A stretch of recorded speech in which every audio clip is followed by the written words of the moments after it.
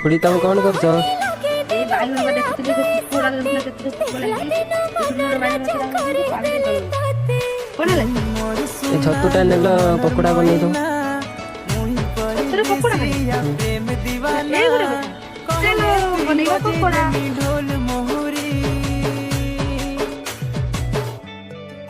আলো মোর কনিয়া কুমারী নেবি ততে দুলহন করি